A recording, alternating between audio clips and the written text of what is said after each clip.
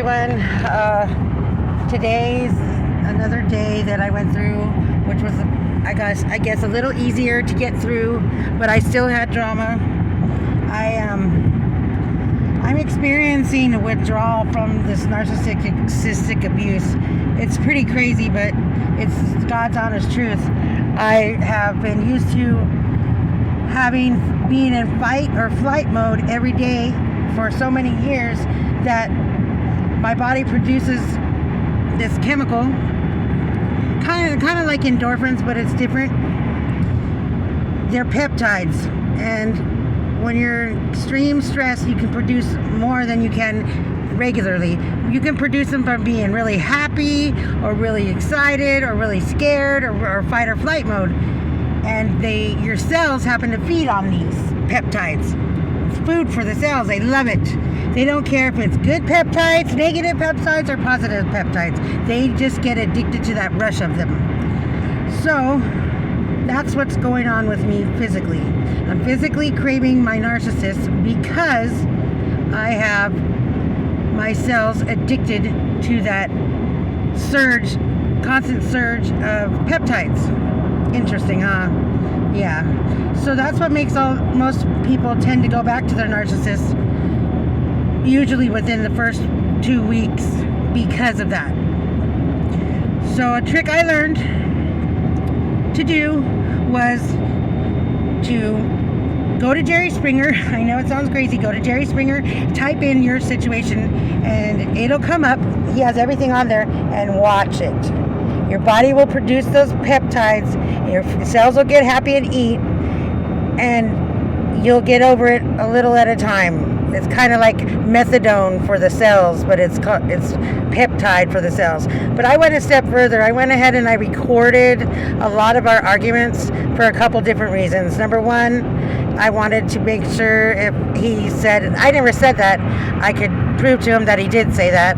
But also, it's great for using that as my morphine or what have you, from methadone, from like I was a heroin addict, but instead I'm able to get myself upset enough to get those peptides in my body and my cells fed, and I can get through. Yeah, so I had very little contact today, but there was contact. Today, he wanted to let me know that he was going to go ahead and tell her to leave if I wanted to come home. If I wanted to come home and be there every single night and love him, and because I was gone every night, okay, these are lies, because I was gone every night. I was gone some of the times, but anyways, I wasn't gone every night. But since I was gone every night, that's why he warned me he was going to find somebody else. So he was willing to just discard this girl just as easily as he discarded me. Yeah. How cruel. Isn't that cruel? That is the cruelest thing I could ever imagine. I said no, but it was hard. It was hard to say no for two reasons. One, I'm mad, I'm angry, and I wanted the selfish side of me wanted that girl to hurt, wanted her to be angry, but then the real me came out and realized that that's not right. I wouldn't want her to hurt. I wouldn't want her to have to go through the pain and suffering that I went through. Although I don't know how long she's been with him. She could have been with him longer than who knows how long they've been together. Who knows? But I reframed and I said no, I don't want anything to do with him, but I still love him, and it's tough because it's like I feel like I had a twin flame a relationship with him, like he was my soulmate. Like, anyways, I've been nothing but patient with this man, and he has terrorized me. He has let me down. He has embarrassed me, humiliated me, alienated me, and yet I still find myself loving him. I'm not going to be going back to him. I'm not. I'm fighting this, and I'm going to be checking in every day and let everybody know how I'm feeling, because I am scared. I'm scared. I know I'm going to make it, but I just am scared getting through this last stages of this breakup. It's horrible. It's so lonely. The thing about it is with these narcissists, when when you're in their clinch, you find yourself at times staring off into nothing, just staring off because you're confused and you don't even know what you're thinking or what to think. It's awful. It's horrible. And I know that there's more of you out there besides me that can relate to what I'm talking about. You know exactly what I'm talking about.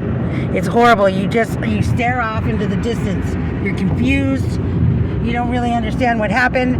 And at times you question your own sanity because they gaslight and you start thinking maybe they're right. So, for instance, for a brief second, I started thinking, yeah, he is right. Now that I think about it, I wasn't home much and I wasn't this or that. And I caught myself and I thought the reasons why I wasn't home when I wasn't home was because he had either thrown me out, told me to leave, pack my stuff, or he was becoming abusive and I left.